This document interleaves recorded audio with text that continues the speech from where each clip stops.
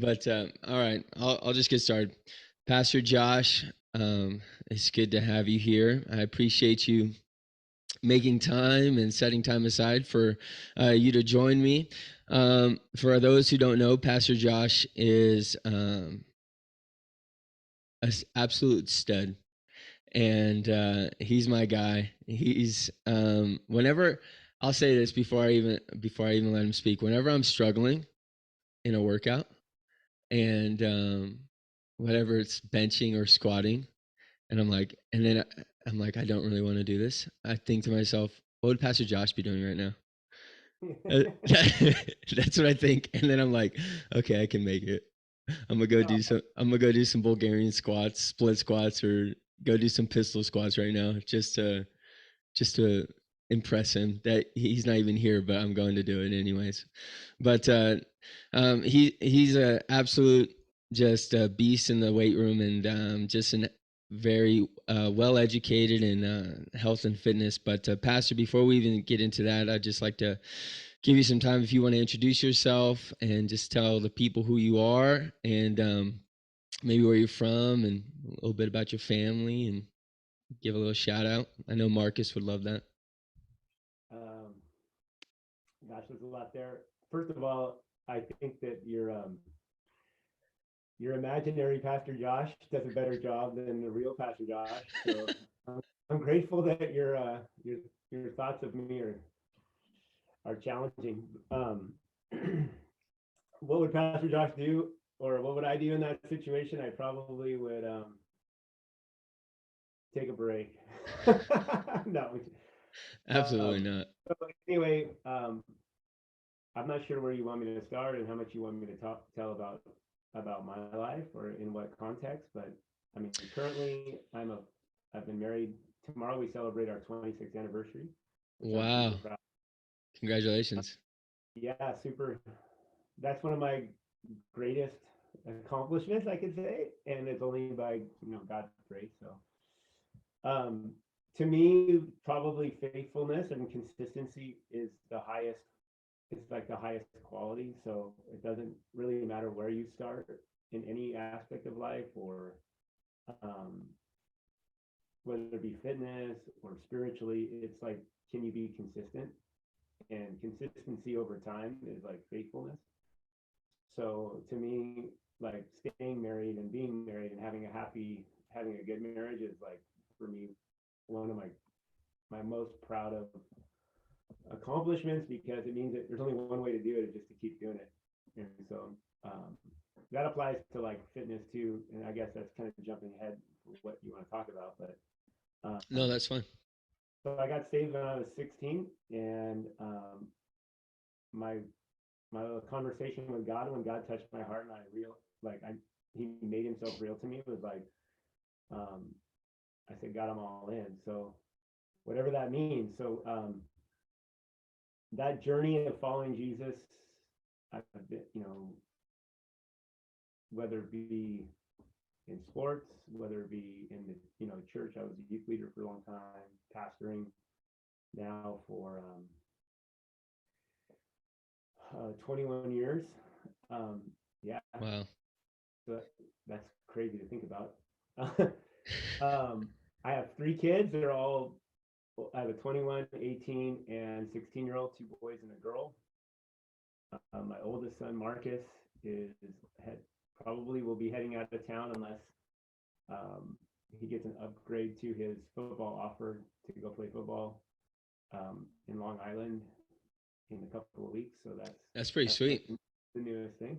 Yeah, so that's pretty exciting. Yeah. Watching watching life unfold for them, and I don't know.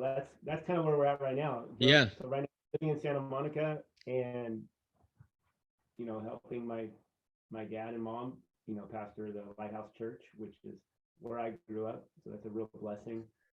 Um, I guess you can ask me if you want.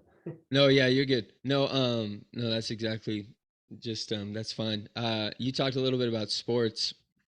Now you grew up surfing and playing football, but surfing was your passion, obviously, because you ended up going to UCLA and being on the surf team there. How was that? What was that experience like, being playing a college sport, being a college athlete? I have a lot of my students who are, most of them are baseball players that I've coached that listen. And what's like what's like something that you've, I guess, maybe learned from being a college athlete, or like a really solid takeaway? I know team sport is, this is probably a whole nother conversation, but team sport's a lot different than, golf or surfing might be. But how was your college experience, being on like a college program for sports athletics? That's a good question. I haven't really talked about that in a long time, so it's cool. I'm glad you asked. I went to UCLA to play football, so I wanted to play. So I was a walk on the football team. However, the time requirement for football, and the guarantee or the lack of guarantee to play, I wanted to play. I wanted to be involved. It coincided with, the questions I had, like, will I ever get to play? Will this be something that can I guarantee? So a lot of guys in the team had trained, had practiced for 3, 4 years, and still didn't know if they would be starting Yeah. or playing or even suiting up, on Saturday.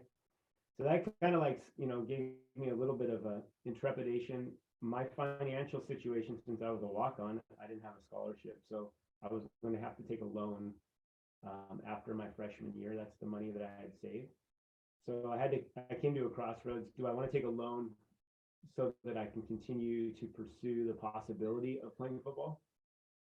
I was training with the team. I was working out with the team, but I didn't quite love it enough to say that I was ready to forfeit, you know, the opportunity, like, ministry wise, is when I first started becoming a youth leader, and there were a lot of kids that were giving their lives to Jesus, and God was really doing something special.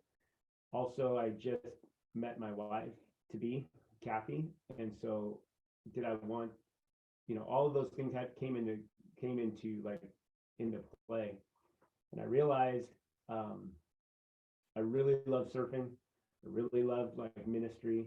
I really loved, being able to be available for people, and God was taking me on that route. And I didn't love football enough to forfeit all of those things, um, for the hope of playing someday. So that's where my direction changed, and I went all in on surfing, since that was another skill. And being on the college team at UCLA competing, team sports definitely is interesting. One thing I love about team sports is that everybody has a place, at a level, if you're willing to work hard for the team. Mm.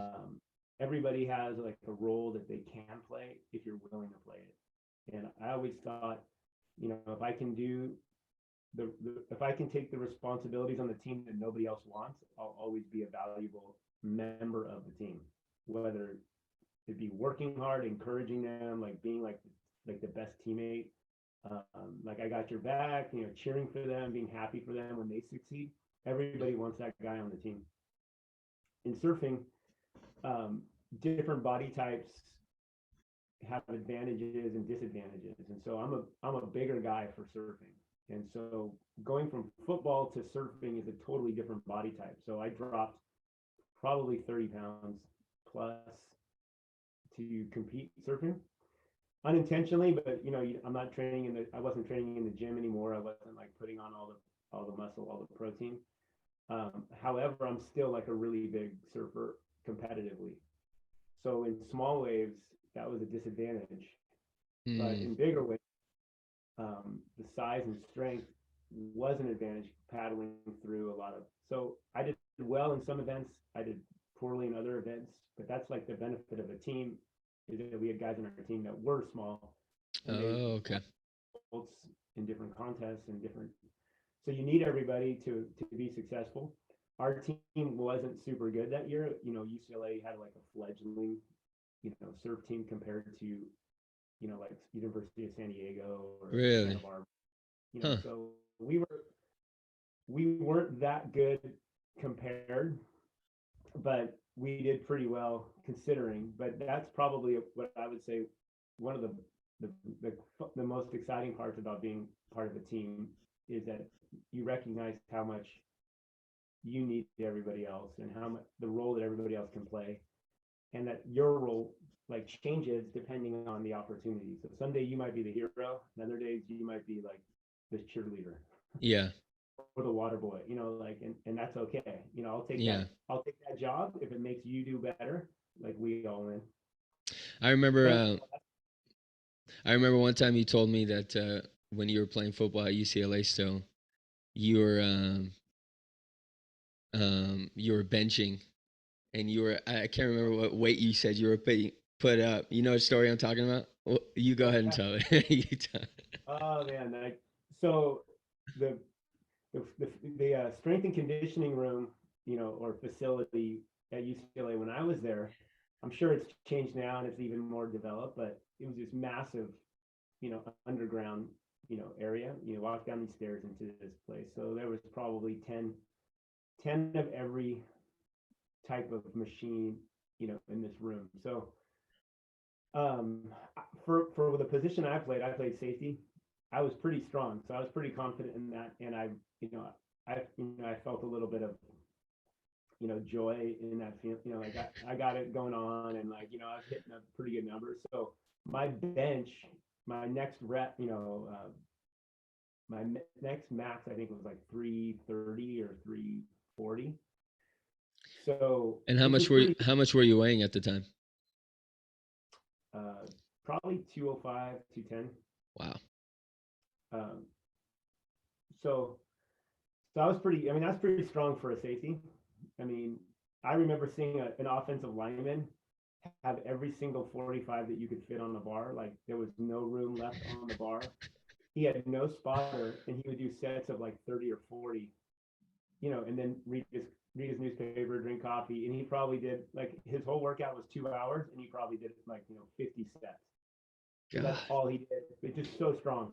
Anyway, so I was doing bench, and I had just finished out like a burnout set. So my last set was 225. You know, 2 plates on each side, so 4 plates, which is a pretty good weight. You know, it, I was Yeah. pushing weight. I probably did 10 reps, and I felt pretty good about myself, pretty strong. And so that was my last set, and I'm done. Like I'm out of the gym. So I get up off the gym, and I start to like look at my area, like I'm gonna clean it up. And I'm about to take off all the weights and re-rack them and everything. And all of a sudden, like I'll never forget it. It was like all the lights went out in the building because this like form of humanity that was so big was like walking towards me, and it was like blocking all the lights that I could see. It's like a shadow came across me, and I'm sitting on the bench, and I start to stand up, and this man is like just towering over me. It was probably the biggest. And as I'm looking at it, it's like I start like I'm sitting down, so I'm like looking at his like quads. Like his quads are bigger than my whole body. Like it's like full perfect, physique. Like this is unhuman. So I'm looking up at this guy, and I'm 6 feet. I'm looking up like it feels like 2 feet. Like I'm looking up into the sky. He's huge, and he asked me, he goes, "Hey, are you done with the bench?" And I said, "Yeah, I'm done. I'm through. Like it's all yours." And I go, "Let me take off the weight for you." And he goes, "No, no, no, no problem. I got like I'm gonna use that." So immediately I'm like, "Dude, I'm pretty strong. Like me and him are doing the same bench, right? Like we are on the same level." And I felt like pretty stoked about myself. And I'm like, "Yeah, cool." That I wipe out, get my water, everything, and I'm walking away. And I turn back to see like what he's gonna do. He walks up to the same bar that I had just been benching and hitting my reps, and he stands up, grabs the bar, standing up, and begins to curl it like a warm up set for his curls. And it was like at that moment I realized like I don't know if I love this sport that much to have that man trying to kill me on the field. Like that man is going to be after my life. And it kind of was like a paradigm shift for me, in that moment. Like this isn't there's another level of humanity out there. There's another level of strength. So yeah, that was That's that's insane. And you were like, okay, I think it's about time to be to go to surfing. yeah. I think I'm a better like youth pastor than football player at that point. You know? Yeah, I think I'd rather have my whole mind intact for the rest of my life than half of my life and have a ton of concussions. But then, but then but surfing ain't no joke. I've only done it a handful of times, and the most recent time I did paddleboarding, and I feel like I'm in pretty good shape, good cardio shape.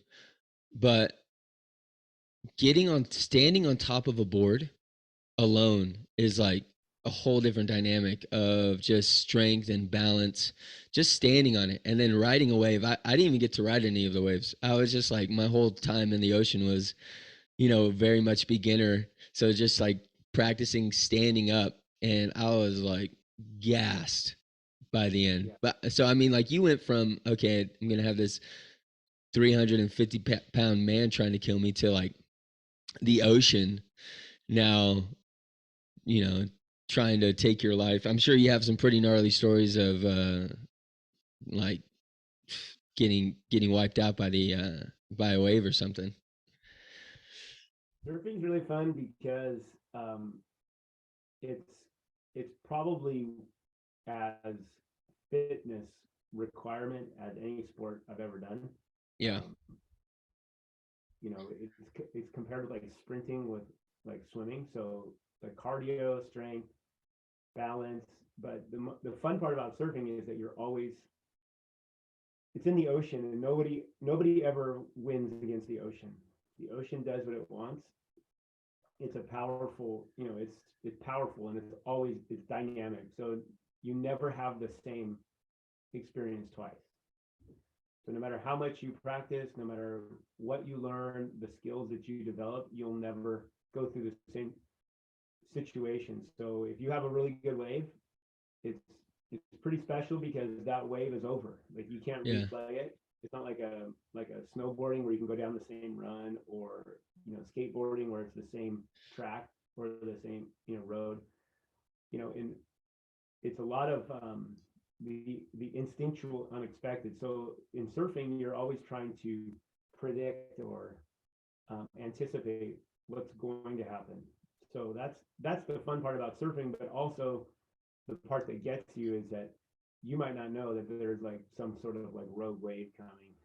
Yeah. You have no idea that you're in a bad spot or however that might happen. So you're always trying to be prepared for the unexpected.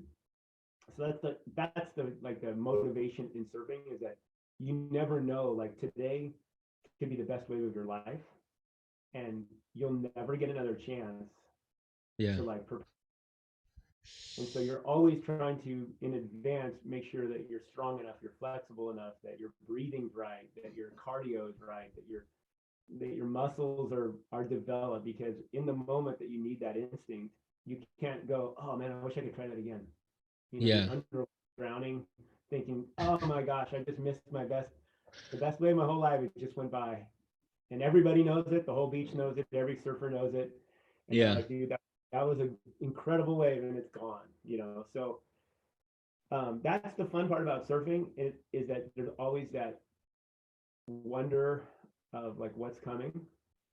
As you get older, your body starts to it doesn't function as well. Like, I'm an older guy now than I was, 30 years ago, but my knowledge of the ocean has improved. So some of that allows me to be in situations that, as a younger guy, I might have been able to be more physically capable.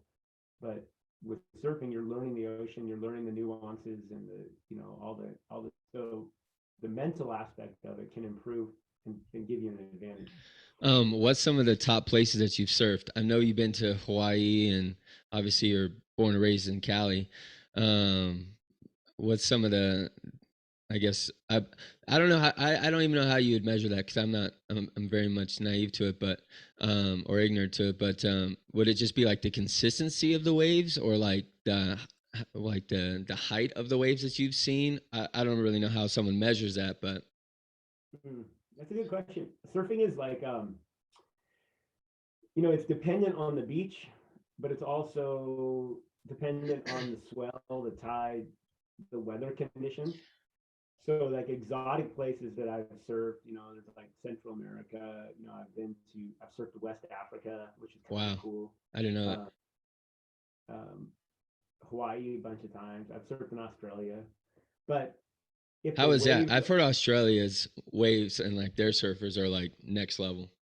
yeah, I mean it's incredible. Surfing in Australia you know, is one of Australia's number one sports. So I don't know if it would be how we see football or baseball, but Australia loves surfing, and Yeah, so a lot of the top surfers of all time, some of my favorite surfers of all time, have come from Australia. But the problem is that if you could go on a surf trip and spend thousands of dollars and show up on a exotic island, in the middle of the South Pacific. But if there's no swell, yeah, then you sit on an island and eat coconut. So it's not.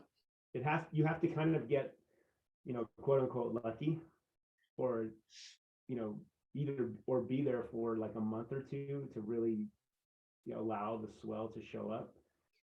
So so some of the best waves that I've surfed aren't necessarily the farthest places to go, yeah, but be in a place that you would never expect to have a really good wave, yeah, and all the conditions got it right, and you were able to experience. So that's the fun of like surfing. It's like finding like a diamond in the gutter. yeah. And go, dude, I found a diamond in the gutter. Like you'll never find that again. And the chances of you finding that are rare. That you happen to notice it, and you somehow predicted it correctly, and it's like that was the best. That was the best surf I've ever had, or something like that.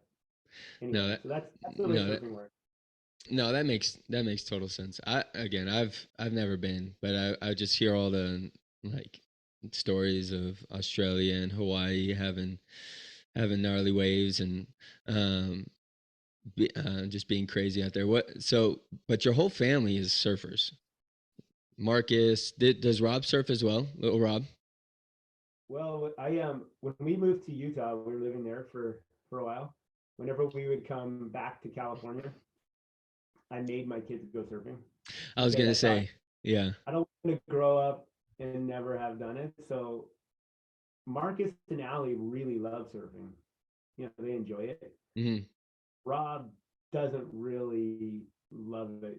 He's not really a beach guy. He doesn't like the sand. He doesn't like that feeling of the sand. Wow. Yeah. No, that's a lot of people. My dad's the same exact way.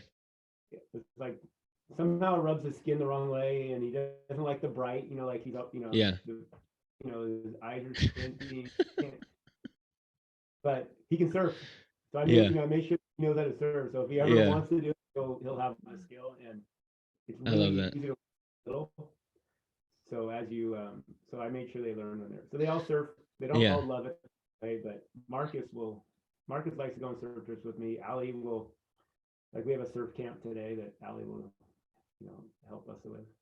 Yeah. I was gonna say you're pretty smart in that you've made them do some stuff that you enjoy, like surfing and then golf as well, which you're like you're gonna learn some golf so I could have a partner to go out there Yeah. with. And I know Rob is a beast at it, but moving on, I was gonna ask you too. You opened this up because I know you have a crazy schedule, but I know that moving into a little bit of the health and fitness, because I do want to pick your brain on this.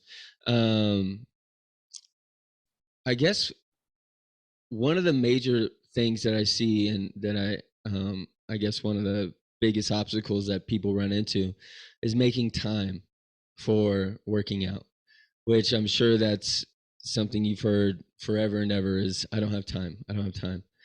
Um, but like you just um but I mean I know your schedule and stuff that you're up early.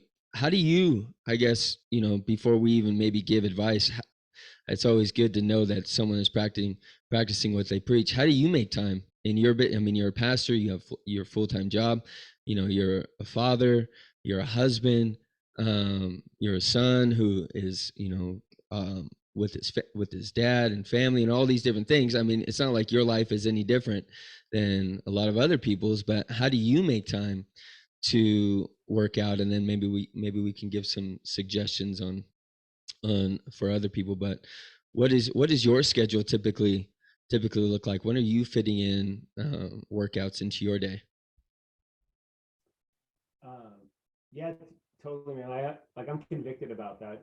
Like I said before, consistency for me is the it's like it levels the playing field. Like, no, there's plenty of people that are very skilled. There's plenty of people that are like super talented, and there's some people that you look at and you go, that guy got all the skills. Like God gave that person everybody's skill. Like, they got the good looks, the brains, the physique. It's like, man, that person has all the gifts. And there's others, and I would consider myself in this category, that like everything that you have to like work for. Yeah. But consistency levels that playing field, because no matter how talented you are, no matter how gifted you are, if you don't consistently practice or work on it, you're going to lose that skill, or you'll lose that ability.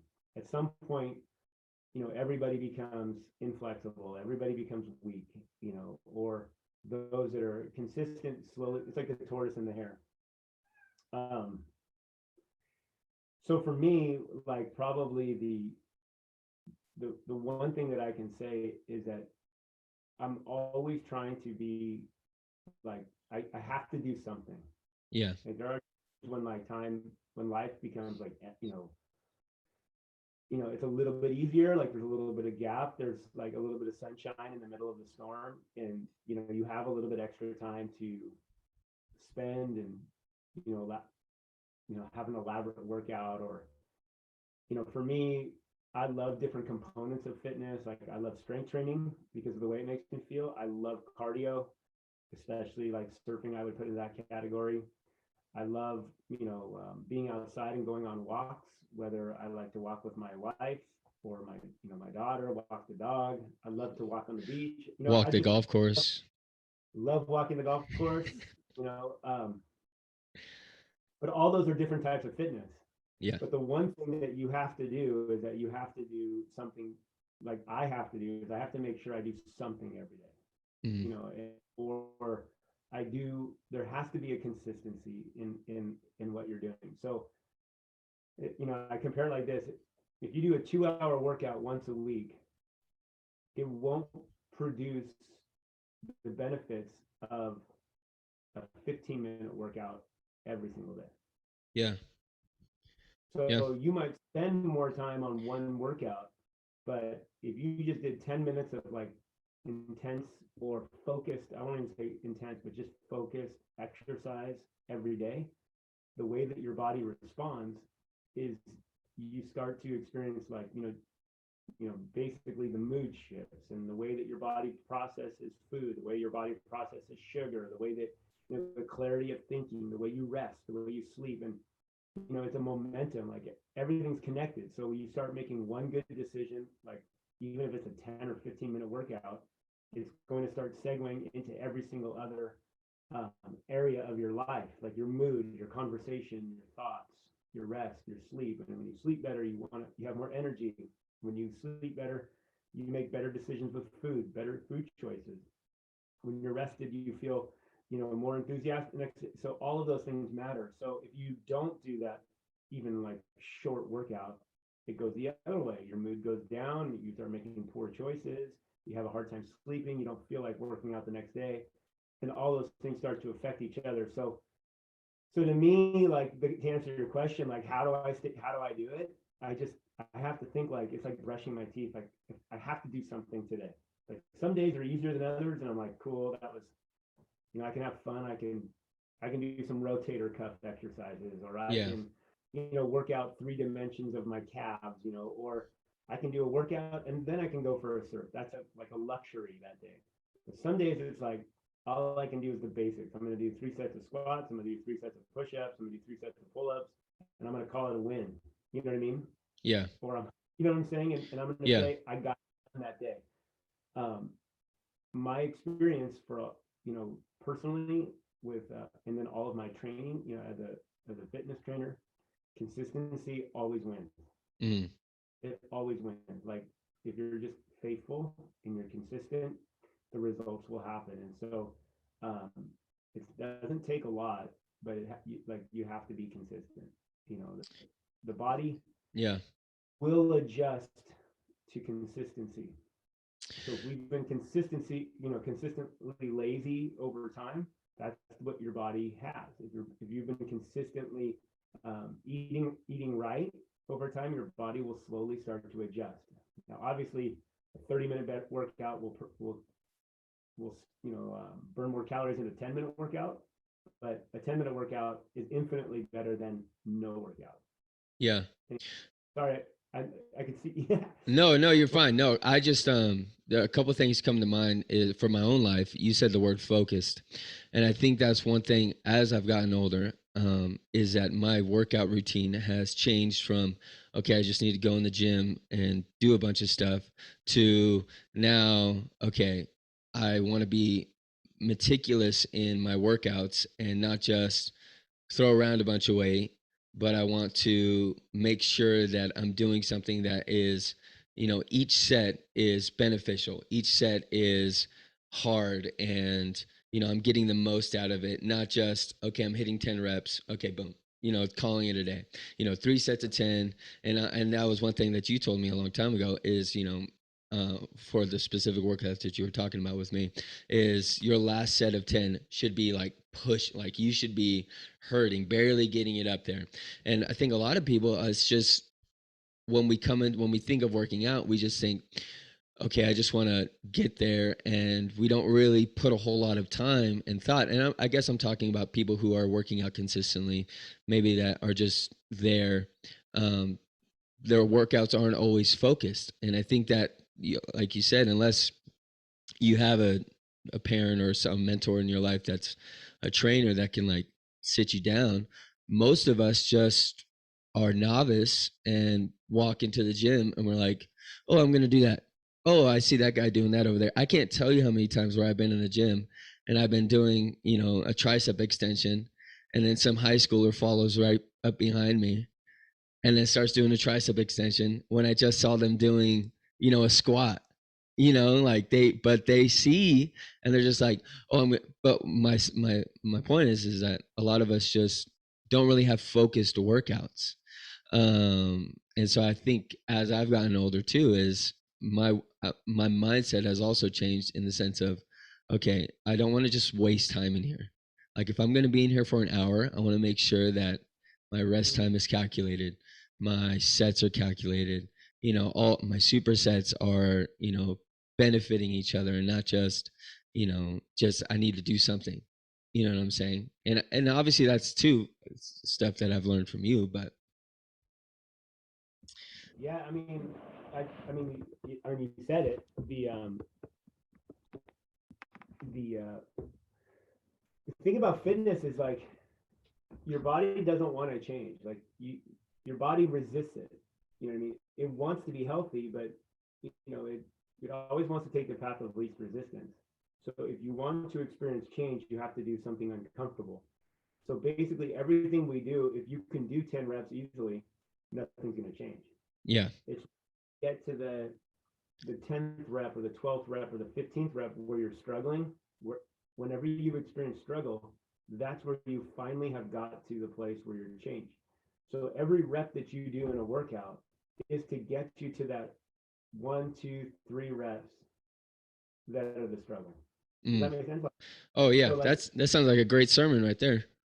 so it's not really when the struggle happens, it's everything you've done is to get you to that place of struggle. Yeah, Because once you do those 1 or 2 reps where you're like, I can't do this, as soon as that happens, then your body goes, oh, we have to change. So next time there's no struggle. And that's how you gain strength. That's how you become, you're running and you're like, I can't breathe, and your body goes, we have to change. So the next time you get in that circumstance, you can breathe well. And that's how fitness happens. That's how your body changes.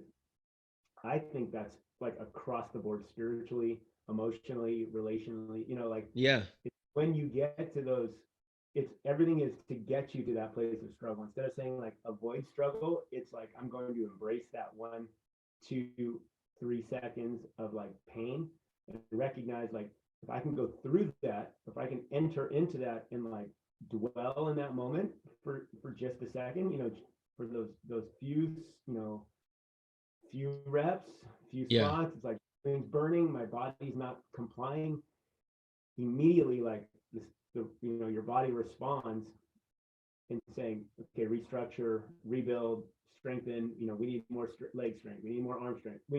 Everything needs to change. More strength means more calories are burned. Bigger muscles means more calories are being burned. Everything begins to, like the dominoes start to fall. So yeah, I mean, Yeah. And yeah, I was kind of joking about it being a sermon, but I mean that's it really does apply, like you said, spiritually. Do you think there is a biblical, maybe not, I don't want to sound too spiritual in this conversation, but you know but do you think there is a spiritual or a biblical element of being healthy, of being fit and taking care of your body? I mean, I don't think you can. I think that the answer is that if it's your body, if it's what God gave you, I mean, there's a lot of parable of talents. If your body is a gift, if God gave you your body, then what other of God's gifts do we say like I don't care about? It's just gonna burn. You know, if God gave us money, we just burn the money because we don't care because someday we're going to heaven. If we say our kids, like I don't really care about my kids. They're like whatever, like they're God's gift to me, but I don't really care. I'm not going to take care of them. I'm not going to spend time on them. I'm not going to like treat them right. So why does that happen with our fitness? Um, so like I consider it like one of the gifts that God gave me to Yeah, that's a good way of looking at it. Yeah.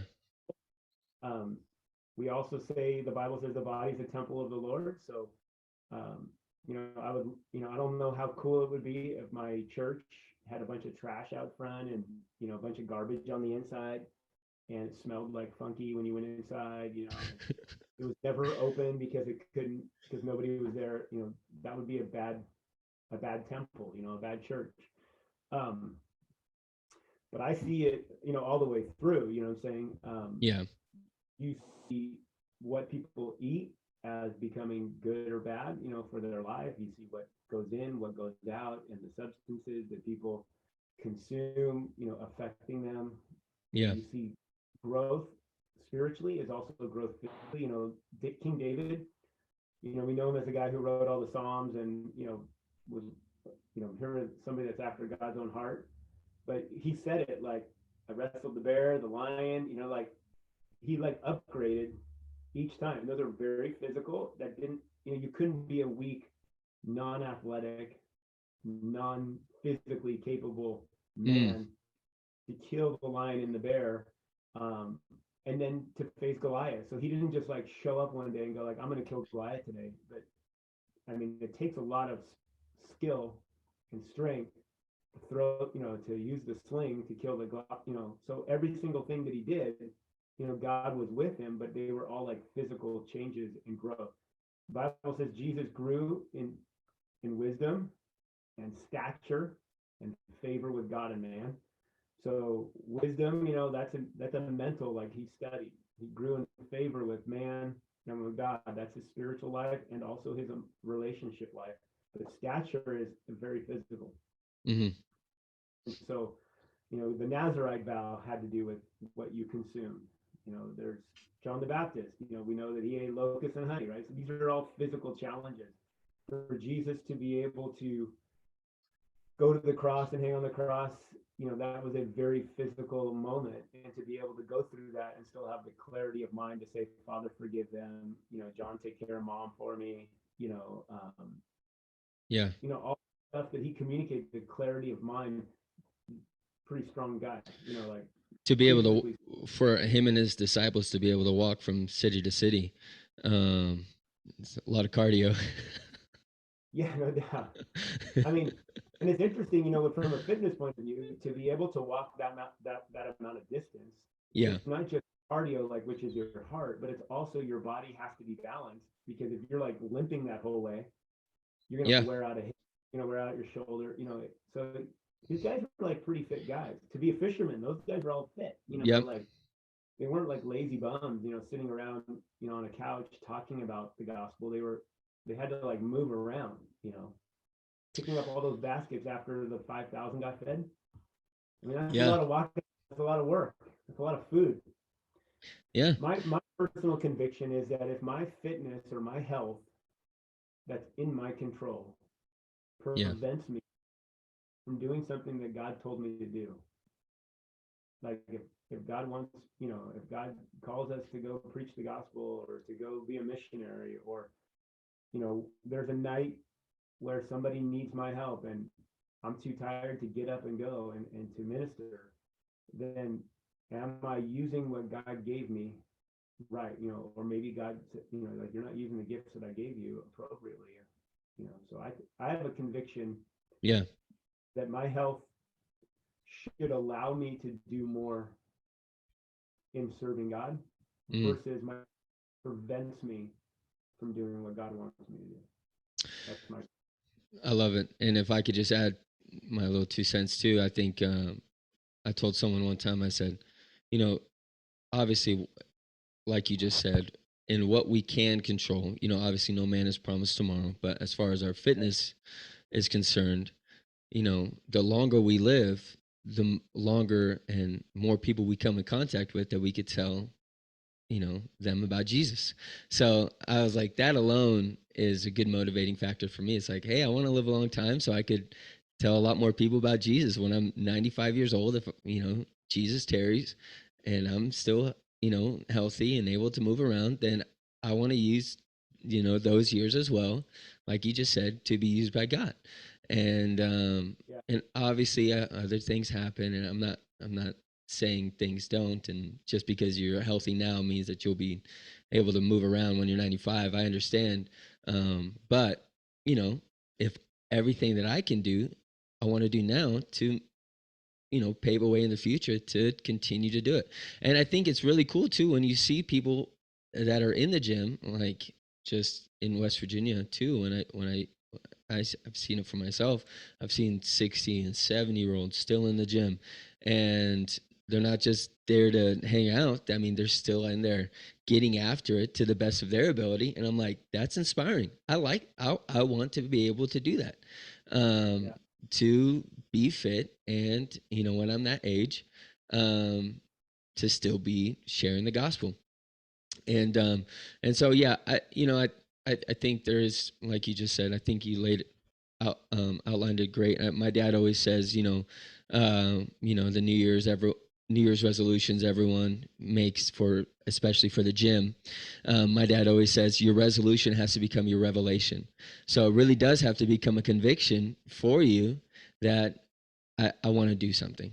I want to better my life, and in a spiritual sense, for the glory of God. Like, I want to do everything possible to make sure that I am available to be used by God. But speaking of resolutions, I want to give you a couple different scenarios as we keep it moving with the fitness.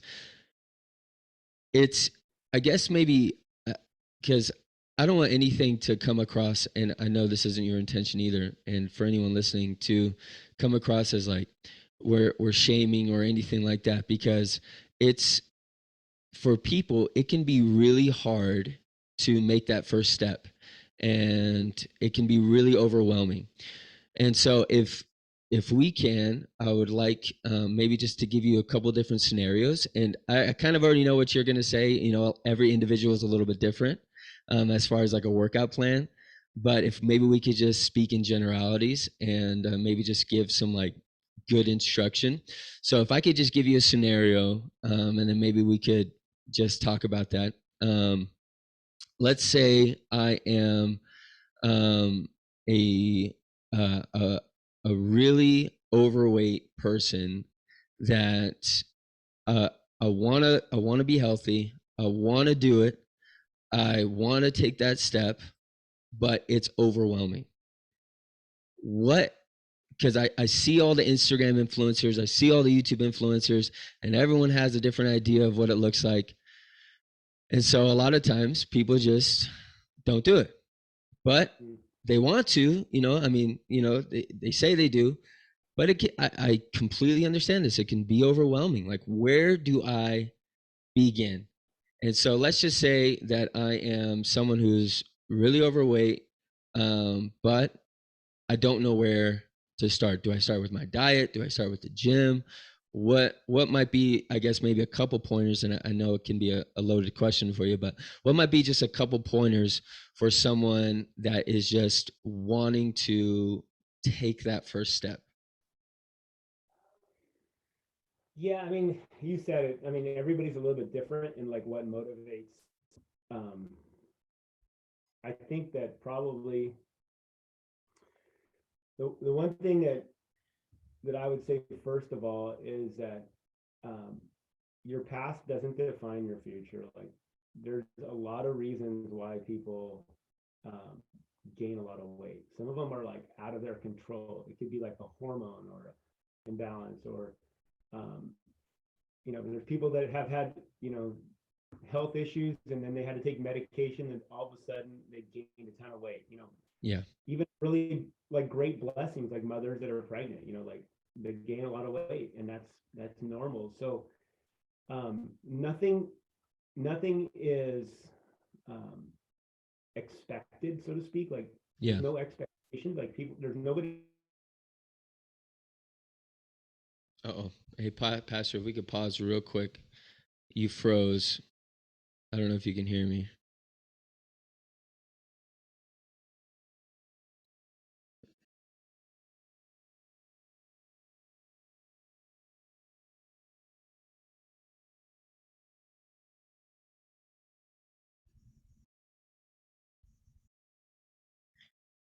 Oh, man.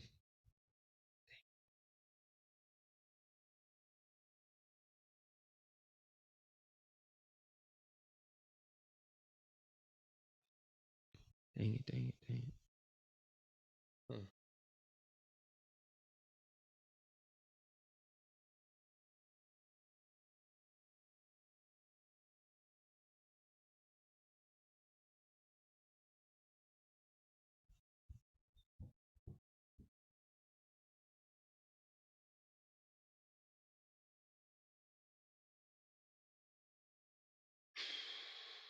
Hmm.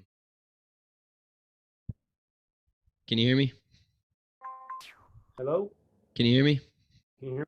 I can I, hear you. Can you hear me? I can. Yeah, I lost you for a sec. That's lame. Sorry about that. No, no, it's fine. You can go ahead and continue. I don't know how much time you have left, but just let me know, and I'll move to my final segment.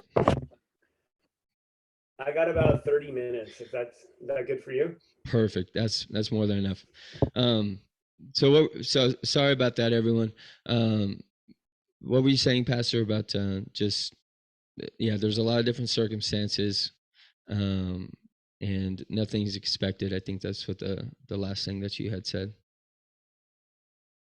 So yeah, I mean, and then nobody knows where you're coming from. So like this is between, you know, it's a struggle. It's a personal thing. So Yeah. if you're motivated to want to lose weight, there's always hope.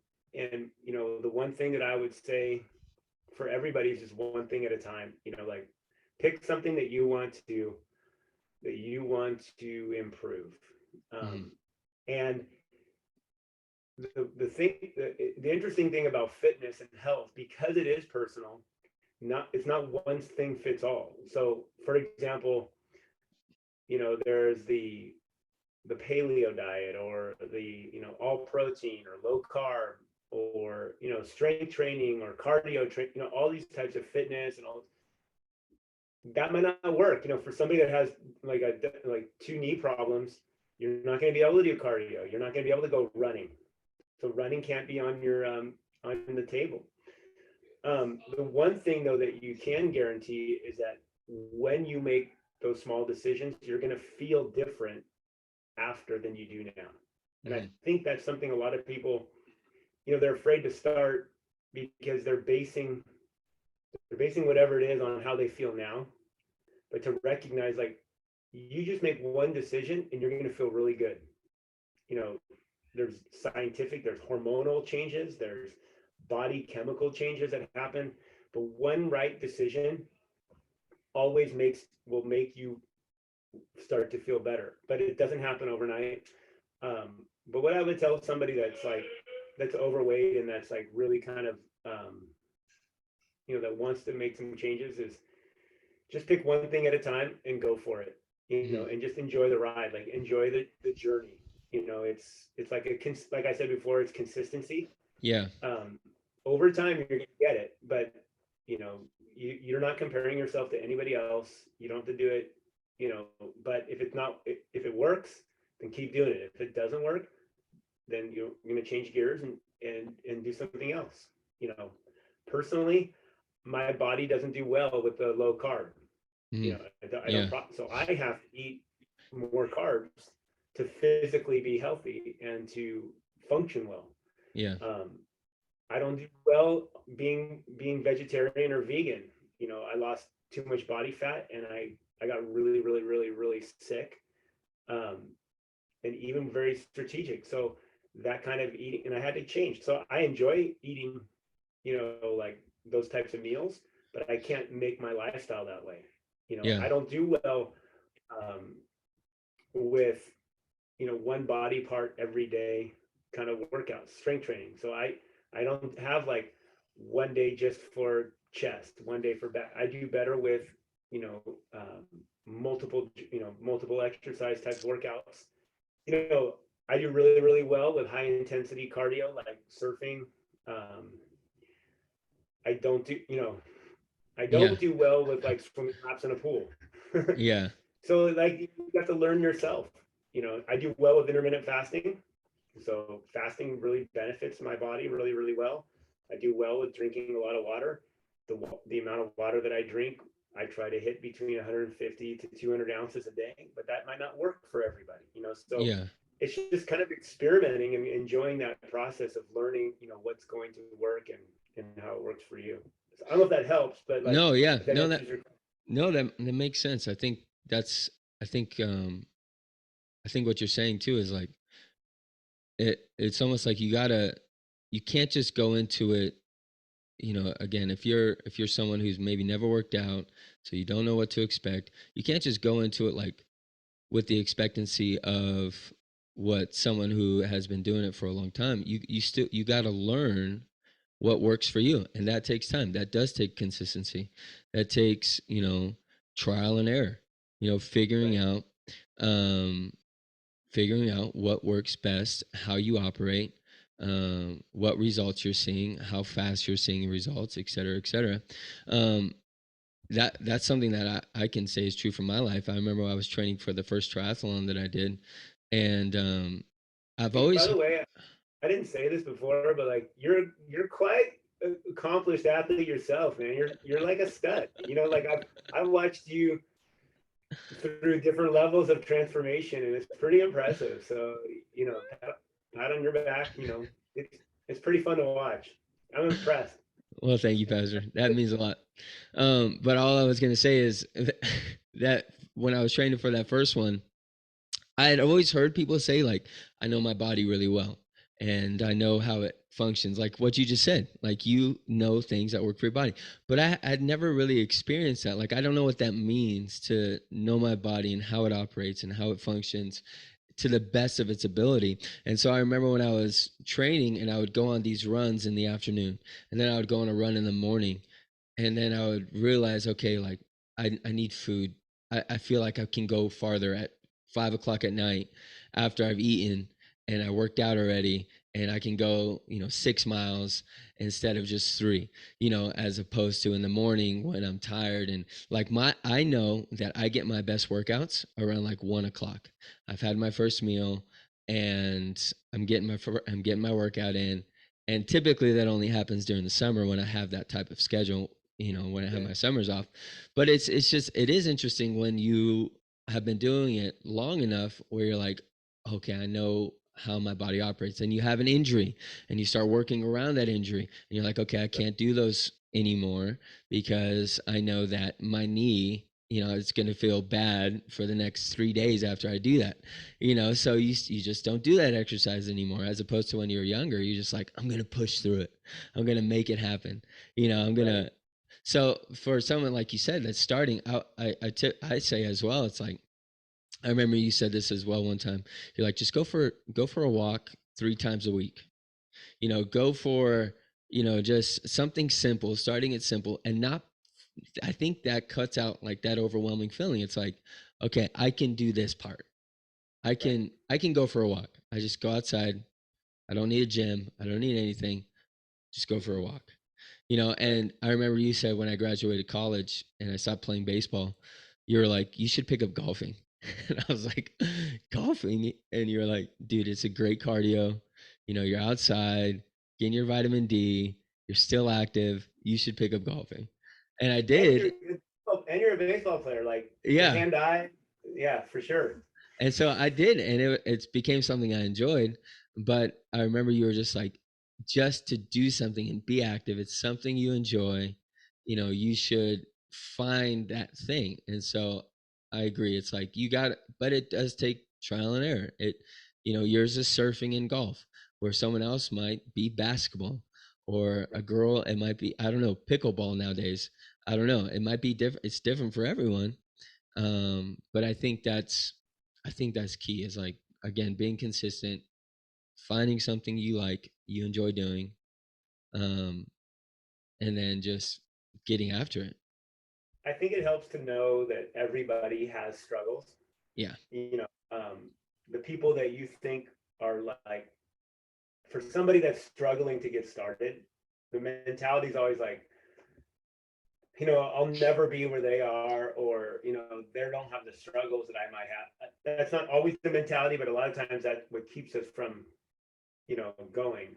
I remember going to like a Pilates class with Kathy, my wife, Yeah. and just absolutely struggling. Like I couldn't do anything that they were telling me to do.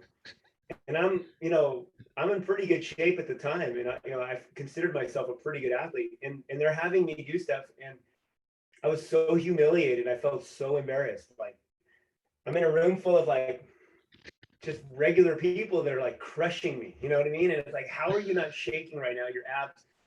And so it's always this aspect, like I want to learn how to get better. I want to learn how to grow. I want to learn how to improve my where am I at? I remember years ago, or a few years ago, I was feeling a little like aches and pains, my back and my knees, and I'm like, something's not right. And so I started stretching a little bit, and I noticed like real improvement. So I made it like a personal. I'm gonna stretch for an hour every single day for a month. It was in the summer, like you're saying, like I had time to do it, and I don't think I've ever felt like. And I realized that like I had been, cheating on my stretching, my flexibility, and so Yeah. I was really strong at the time. I was like in great cardio shape, but my flexibility was not. Some people, they might, you might look at everybody else and go, oh, they're in great shape, but your flexibility is already like level 10. Like you have an advantage on us. Like I'm jealous of your flexibility, but you might need to lose, some extra body fat, so, everybody has strengths and weaknesses, and, everybody's coming, nobody's coming in a place of perfection. Yeah. We're all coming in a place like where we want to grow and we want to learn. Like it was funny what you were saying about nutrition. I did a marathon a few years ago, or I was asked to do a marathon with my mother-in-law because she had a heart issue. So she's like, will you do the marathon with me so that if something happens, like you're there to help me? I'm like, Wow. sure. I'm not a runner. I don't really enjoy it. But I'm like, yeah, I'll try it. I've never done a marathon. I'll just give it a shot. And so I was training and training and training, and I never got past like 20 miles in my training without like full cramping, like Wow. body everything seizing up. And one day I got stuck in a blizzard. This is in Utah. I got stuck in a blizzard and I couldn't move. And I'm like curled up on the side of the road, like snowdrift, like building. And I thought I was gonna die. Like I'm in the middle of nowhere. My phone battery died. I couldn't even call Kathy. Like it was a good Samaritan. This lady pulls over and she's like, "Do you need help?" And I'm like, "Can you just call my wife and tell her to pick me up?" And I was like whimpering, like crying. It was like one of the worst, scariest experiences. Oh And my this was gosh. like maybe like 3 weeks before the marathon. And I was like, I don't think I'm going to finish the marathon that I'm supposed to do. Anyway, fast forward the day of, as I'm running, there's people that are like, it's the LA Marathon. They're like giving you snacks, like every mile, half mile. They're like giving you like goldfish crackers or M&Ms and Skittles. Some people were like barbecuing hot dogs. I ate everything that I came across, like everything, like every electrolyte drink, every Skittles. And I got to the end of the marathon. I'm like, I could do another one. Like I felt so good, and I realized I hadn't been eating enough, which is counterintuitive during the run in my training. And Mm, so from that point on, I realized like my body needs to eat like constantly to continue to function, like yeah. you were saying, you know. So you're always learning, and that's kind of the fun of it. Is that there's no, it's like serving God, man. Like every day you pray and read your Bible, and God's gonna show you something new, and you're like, God, you're so cool. Like that is rad, and that's life. So I love that. anyway, No, yeah, that's fun. That makes a lot of sense. I want to ask you some questions that you kind of already touched on. I was going to ask you some stuff about the different diets and like keto and vegan, like a lot of intermittent fasting. So you said you're a big intermittent fasting guy. I enjoy it. The thing about nutrition, before I say anything, a nutritionist is a very special, and I highly respect a nutritionist degree. So any type of nutrition like recommendations are all just like personal Yeah. suggestions. So if you really want to like have a fun time, like go see a nutritionist, and they'll tell you like what foods process. It's a really cool like revelation, but like layman's terms, like I don't want to say poor man because I feel really blessed. So I'm not like a poor guy, but like poor man's nutrition is like trial and experience. Yeah. Like if I eat that, it's not sitting right, so that's probably off the list. You know what I mean? If I Yeah. eat Yeah. that, I feel like sludge. So for me personally, like for example, like dairy will put me to sleep. Mm, Like I like dairy, but I can't eat it if I want to function correctly. mm, yeah. You know what I'm saying? So um, anyway, yeah, for intermittent fasting, that's been a real benefit for my life. And I've also noticed as I age, different types of nutrition plans benefit me different than they did maybe 10 years ago. Yeah. That's true. So Mm, I try to go 12 hours minimum without any calories, for intermittent fasting. So that means like no cream in the coffee, nothing, like if I drink coffee, there's no cream in it. So like water, and that includes sleep time. So let's say if I ate dinner at 6, I don't want to eat anything or drink anything other than water until at the minimum 6 a.m. Does mm, that make sense? So yeah. that's like, I try to do that every day if I can. Some days I'll try to push it. Like if I'm not doing like a hard AM workout, I might try to go 13, 14, 15, 16 hours of like no calories, nothing, because I see like a really positive, effect on my body. Anyway, so No, I think in intermittent intermittent, fasting's great. yeah, in that intermittent fasting, the one challenge of it is if you're not eating during those hours of the day, is getting enough nutrition in the remaining hours, Hmm. that will take care of your body, because you don't want to do intermittent fasting and then like malnourish, your muscles, your physique. So, for example, protein is the only thing that your body can rebuild tissue. So like if you want to, every day you're using tissue for your heart, for your lungs, your body, your mouth muscles, your eye blink, all those are muscles being used. Protein is what heals that. So if you don't get enough protein, you're going to be shortchanging. Your body's always going to protect your heart. It's always going to protect your lungs. It's always going to protect the tissue that keeps you alive. So you're going to lose the muscle in your legs and your arms. You're going to start to it's going to diminish there. The problem with losing that is that you're losing the calorie burn that those provide. Mm, So it's going to be easier to gain body fat. You're going to lose the strength that they provide. So it's going to be easier to get injured. You're going to lose the chemical release and the body composition that you have. So you're going to feel more drained. You're gonna feel more, you're not gonna feel as happy, like, overall feelings of well-being. So the thing with intermittent fasting is that you have to get enough, in the hours that you do eat. So yeah, totally. I love intermittent fasting. Yeah, I like it too. I feel like whenever I was doing intermittent fasting, if I wasn't super strict with my diet, I was still at least maintaining my weight. So like because I was still burning those calories when I wasn't Yeah. eating. So even if I was like eating whatever, still working out, of course, um, I was still seeing like just a maintenance um, of my body weight. And body weight's not everything, but that was something at the time I was paying attention to. I'm gonna ask you some quick questions. Men's health, and then I'll let you go because I know we got places that we got to be today. But men's health, whenever they do interviews with a lot of people, they ask like rapid fire questions, and these don't have to be like one word answers. They typically like will give one word answers, but I'm gonna ask you some questions, Okay. um, and and you can just take however long you want with them. But some question that they might ask is, do you have a cheat meal? And if you do have a cheat meal, what is it? Um, Or a favorite cheat meal? what's my cheat meal? I mean, I love ice cream. I love Mm, ice cream. So, I love ice cream. I mean, if I'm going to eat something that I love steak and ice cream. So, but if I eat that, like the day is done. Like I'm Yeah. useless. So that's what I like to eat, but it's not gonna. I mean, I can throw down a dozen donuts, no problem. Oof. I don't really have.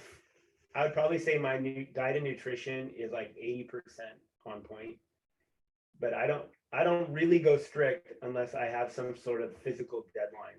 Like for example, if in the winter the waves get really big and I know there's a big swell coming, I will be really disciplined in my diet and exercise. So I have no cheat meals. I won't do any cheat meals for like weeks because Wow. I know I want to be on point when the waves come because that reward is more fulfilling than a bowl of ice cream. Does that make sense? Makes perfect sense. Right now it's summer. There's like, it's like there's no surf. It's I'm just late. I'm just kind of like working. I haven't been as disciplined, like so I think it's okay to go through seasons where you work really hard and other seasons where you kind of let your mind release a little bit. Yeah. But one thing I have learned over the years is I know what to do when it's time to start When it's getting time to lock into. in. So if I'm not feeling, so for example, like I haven't been as disciplined, like with a lot of, like Tucson was traveling and I've had to take some trips. And so one thing I've noticed is my sleep hasn't been as well. My workouts haven't been as intense. I realized, so, like in the last few days, I'm starting to like dial it back, like push away the junk, Yeah. more disciplined in the types of calories that I'm eating. So I'm eating the protein that I need to eat. I'm making sure that I'm like really dropping my sugar intake, stuff like that. So I don't really believe in like a cheat meal because then I'm making the reward something that I don't want to eat. I don't Yeah. really Yeah. focus on like one thing I've noticed is like there's been times when I used to work at a gym and it was a Carl's Jr. and they had like a $2 like breakfast sandwich, like two breakfast sandwiches for $2, and I ate it every day. But then on my days off, I was like craving it. So I'm like, I wonder if there's like some sort of like addictive quality to this. And I was like Sugar. hardcore craving it. I almost drove to work just to get these sandwiches. So then I stopped and I'm like, okay, I'm gonna stop because I'm craving them too much. This must be like something like NSG or something like that, right? So Yeah. after like a couple of weeks of not eating it, I smelled it and I got disgusted by the smell. Huh. And I realized that like something was in there that was causing me to want it every single day. And I noticed immediately physical changes. Like immediately I started to lose body fat. Immediately my muscle mass started to grow. I started to get like lean muscle. I felt better. I slept Wow. better. And so I was like, okay, I was, affecting. So I don't really believe in like cheat meals. I think Yeah. it's too much. too much influence on food. I like it. Too much Would you rather run on the treadmill or run outside? outside. Without a doubt, 100%. huh? Yeah. 100%. It's not even I close. mean, unless there was like the Dodgers are in the World Series, then I run on the treadmill because I will run at a level that I've never run before, and I'm watching like the game. Like so if there's some game on the at the gym that's on TV or like a football game, like it Yeah. takes my mind off it. But running on the treadmill is only possible if I have like an audio book or like Yeah. a sports game on. It's brutal. I never run on the treadmill. If I do any treadmill work, it's either elevated at 15 at 3.5 or like the stairs. Like I'm not running on there. It's too dangerous. I get distracted, get my foot caught on something. It's too I've bad. got launched a few times, yeah. Yeah. All right. What's a better compliment for you if someone comes up to you and says either you're jacked, swole, or ripped? What would you rather have been What is complimented? Jack? Jacked. I don't know. People just be What is like, there dude, between Jack and Swole? Jack, swole, maybe a little bit bigger. I don't know. Swole is what's the best compliment that someone could give The you? compliment would probably depend on like what my goal was at the time. Like there are times when I'm trying to build What if muscles. someone just what if someone comes up to you and tells you, man, you're looking really skinny? What If that was when I was trying to cut, like for surfing, I'd be like, sweet, like it's working. yeah. Other times, honestly, the only compliment that I'm looking for is when Kathy says I look good. Yeah. Like literally, I want her to go like, "You're looking good," and then everybody else is like, if you say I look jacked and I'm trying to cut, I'm gonna be like, "Dang man, that's like so discouraging." Or if you say I'm looking skinny and I'm trying to build, I'll be like, "Oh man." So it depends on my goal. All right, dumbbells or kettlebells? You can only pick one. I like dumbbells. Dumbbells.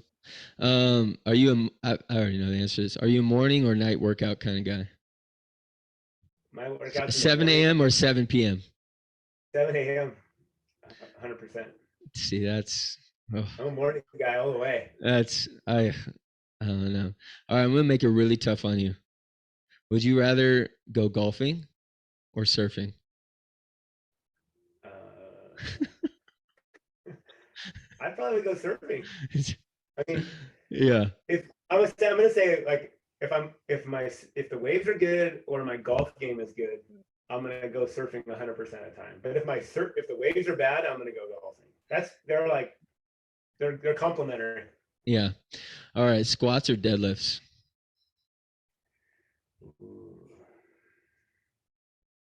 Um, personally, my back tends to be stronger, so I'm gonna say squats Mm-hmm. because I need to work on that. That's a weaker area than Then your I'm deadlift. stronger in deadlifts than I am in squats, so I'll have to squat. Are you do you I don't really recommend deadlifts? There's kind of been like a um kind of a push against them, but do you like deadlifts? I like them. I mean, if your form is correct, they're they're a they use a lot of it's a compound joint, so you're using a lot of your body. It's a huge. I mean, it's one of those exercises that if you just did deadlifts, you're gonna work a huge part of your body. So the Yeah. benefit of it, but form matters. Yeah. A lot So, of people are oh my gosh. restricted. So, yeah, form is So form is so important. All right, I got a couple more. What's a worthless workout that you see people do and you're just like, why are you doing that? A workout that you just see people do in the gym. Maybe I know you have your home gym, so maybe you might have to go into your memory bank. But a workout that you're just like, that's not doing what you think it's doing. Do you have one of those? wow, that's a good question. Worthless. I guess Uh, everything benefits a little bit, but maybe one that you're just like, mm-mm. like why are you doing that? Yeah, It's usually those types of workouts where they exclude, I would say, like the most important. So if you're gonna do like a glute exercise, like people be doing glute exercise all day long. yeah. but they won't do any squats. They won't The do any hard type of stuff. like weighted squats. They won't do lunges, but you're going to work on your glutes. So you're going to have like no leg strength, but you think that your butt is like, dialed in. Or Yeah. guys that do arms that don't do any abs. So you might have big arms or you don't do any shoulders. So like, yeah, you have big arms, but you're going to tear your rotator trying to pick something up. So it's like all show, no go. Everything complements each other. You could have a a chest, but your chest is only going to grow so much if you're not doing your back. So like Right. everything complements each other. All right, a couple more.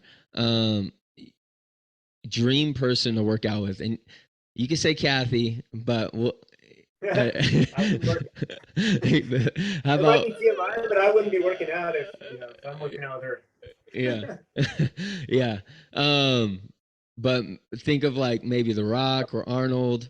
Who's something that you were just like someone you would be like, oh, that'd be cool to work out with him. Aaron Neal. Excluding me, someone else. Oh man. Um, I would like to work out with Laird Hamilton Oh, okay. because he has like really creative. Um, he applies traditional exercises to very intense or non-creative or non-traditional means. So like Laird Hamilton or like Navy SEALs. I've always wanted to like work out. David Goggins.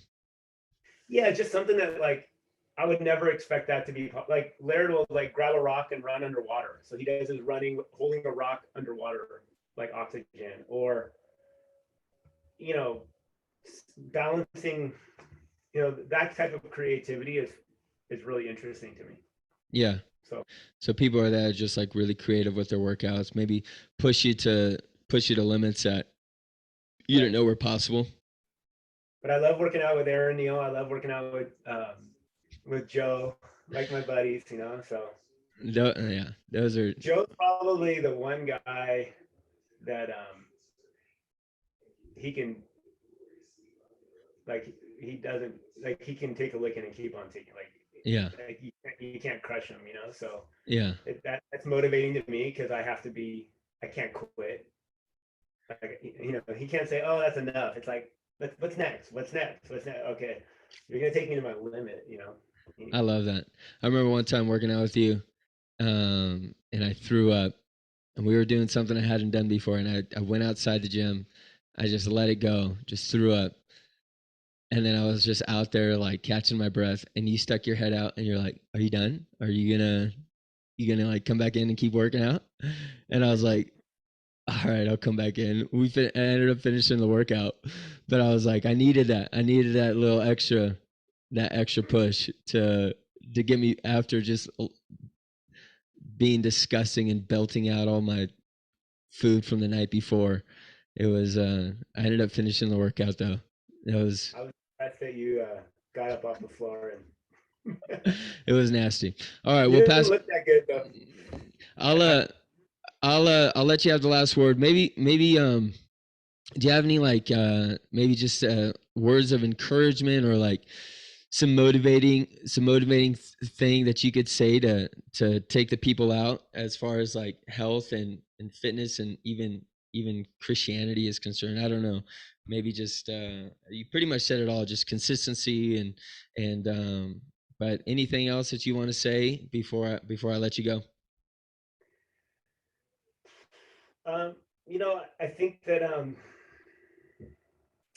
there's nothing that we're all just contributors. There's nothing, like there's no, I don't feel like I have anything that's like super special, so to speak. But to go back to that consistency thing, the Bible says like many people will talk about their own goodness, but who can find a faithful man? Like so faithfulness, like consistency, is every single 100% of us are capable of being consistent, right? But very few are. And so the encouragement is like you can be elite spiritually, physically, by being consistent, and you don't have to have any skills to do it. So Yeah. it is like 100% attainable, and accessible by anyone at any time. And 100% of us, no matter how talented, like I listen to the Neil family sing and think, like, that's something I can never do. That's a gifting that I will never have, and I appreciate it. But I can practice my guitar every day if I want to. I can practice singing every day, and I might not be as gifted as you guys, but I won't like ruin people's lives when I sing. You know what I mean? It is consistency is like it levels the playing field, and Yeah. it makes everything possible. So no matter how far behind you feel like you're starting, no matter how messed up you feel you are, like physically, for example, or spiritually, it's just like one day at a time. I love that phrase. It's just one day, just like I'm gonna make one decision today. And if you do that enough, day after day after day after day, one decision becomes like a routine, becomes a habit, and a habit becomes like a lifestyle, and a lifestyle becomes like who you are, like your character, a reputation, a legacy. And it's all just like one day at a time, one decision at a time. And so um, that would be my encouragement is just do one thing, just Yeah. pick something, you know. Anyway, I love it. Thank you, cool. Pastor. I didn't even get to a lot of the questions that some people were asking on Instagram. I put a questionnaire out, and I didn't even Oh, get to all of those. But we'll have to do this again. I'd be happy to. I enjoyed it for Yeah. sure. We'll do it again. All right. Thanks, everyone.